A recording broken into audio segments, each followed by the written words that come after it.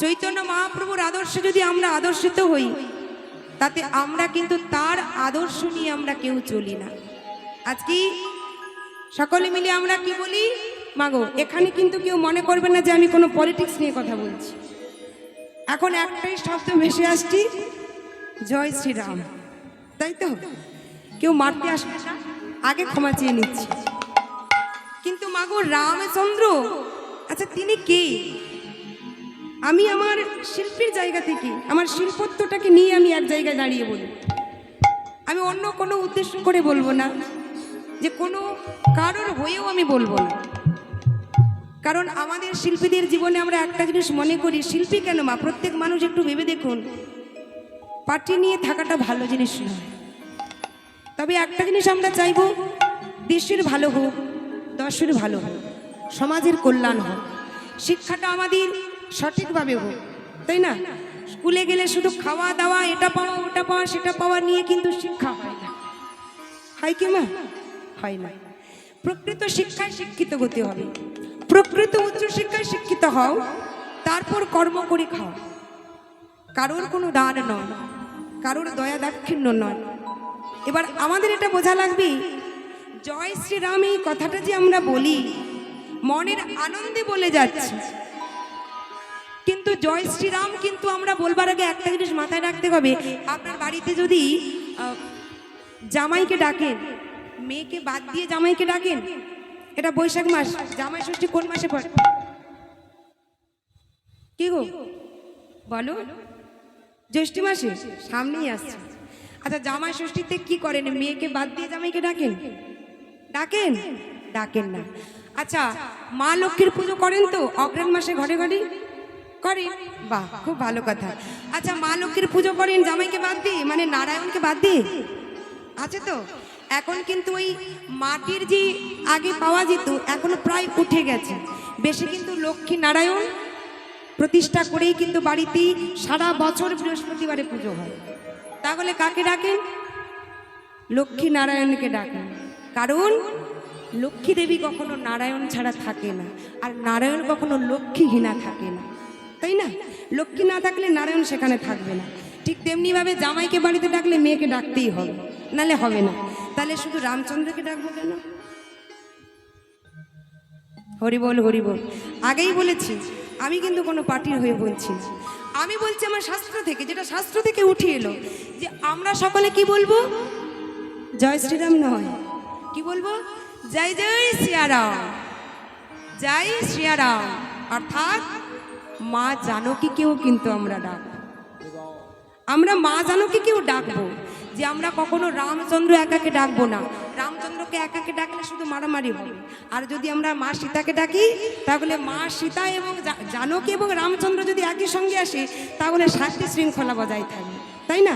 না হলে যুগের পর যুগ 15 বছর আমি মেরেছি, আবার 15 বছর আবার একজন আসছে আমিও মারবো, হবে তো? হরিবল হরিবল। কিন্তু হিংসা দিয়ে কখনো হিংসাকে জয় করা যায় না, রক্তের পরিবর্তে কখনো রক্ত নেওয়া যায় না মা।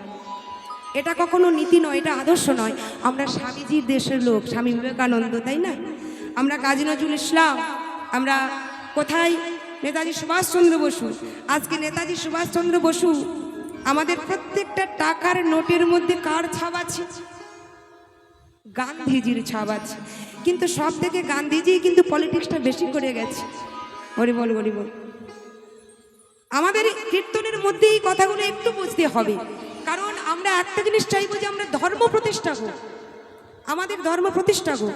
আজকে মুসলমানরা কেন তারা এমনভাবে এগিয়েছিল, কেন জানি না, আজকের দিনে তারা কতটা পিছিয়েছে বা আগামীকে পিছাবে কিনা তাও জানি না, কিন্তু তাদের মধ্যে একতা যতটা আছে ততখানি একতা হিন্দুদের কিন্তু নেই। কারণ আমাদের সামনে যদি আমাদের কোনো ভাইকে, আমাদের কোনো মা বোনকে অপমান করে, চুপ করে দাঁড়িয়ে কিন্তু আমরা দেখব, আমরা রহস্য দেখব। আবার কি করবো? শুধু দেখে ক্ষান্ত হই না, আমরা দেখবো তো দেখবো, আবার জনে জনে বলে বেড়াবো তার অপমান হয়েছে, তার অমর্যাদা হয়েছে। কিন্তু আমরা কিন্তু কেউ মুখ দিয়ে বলতে পারি না কেন করেছো এই অন্যায়। কিন্তু মুসলমানদের কোথায় কাউকে একটু লাগিয়ে দেখবেন তো, একজনের চোখে পড়ুক, আপনার কোনো চিহ্নটাও সেখানে থাকবে না, একেবারে আকাশে উড়ে যাবে। হরিবল হরিবল। তাহলে আমাদের নিজেদের ধর্মকে আমরা নিজেরাই ছোট করি মা, তাই না? তা আমাদের ধর্মটাকে এগিয়ে নিয়ে যেতে বলে আজকে হরিনাম যতখানি হয়েছিল আরো হয়তো বেড়ে যাবে। কত সাধুদের ওপর অত্যাচার হয়েছে, কত বৈষ্ণবদের ওপর, কত সাধুগুরুদের ওপর কত অত্যাচার হয়েছে, তারা অনেক কষ্টও পেয়েছে শুধু হরিনামের জন্য। কিন্তু কাজী নজরুল ইসলাম একটি কবিতা লিখেছিল, যে কবিতাটা আমরা ছোটবেলা থেকে পড়েছি, যে একে বৃন্তে দুটি কুসুমী, হিন্দু মুসলমান, মুসলিম তার নয়নমণি, হিন্দু তাহার প্রাণ। তাহলে নজরুল ইসলাম তিনি যে লিখেছেন, এটা কি ভুল লিখেছি বাবা? ভুল লিখেছি? এই একতাটা আমাদের মধ্যে নেই।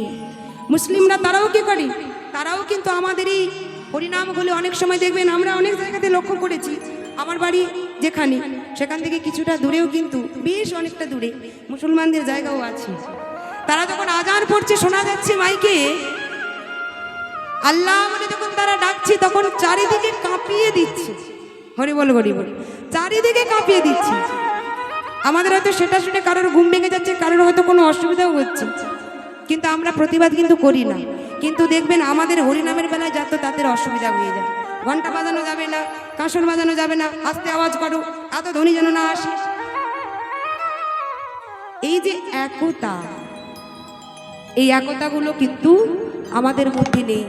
আমাদের সবার আগে একটি কথা মনে রাখতে হবে, যে শরীরে মানুষ ভাই, জাতির উপর মনুষ্য সত্য, তাহার উপরে আর কিছু। শ্রী গুরু নিতাই গৌর প্রেমানন্দে হরি বল। তাই আজকে সকালেই আমরা মাগো মা সীতাকে নিয়ে, রামচন্দ্রকে নিয়ে একসঙ্গে ডাকবো, জয় জয় শ্রী রামচন্দ্র, মা জানকীর জয়, তাই না? জয় জয় শ্রী রাম।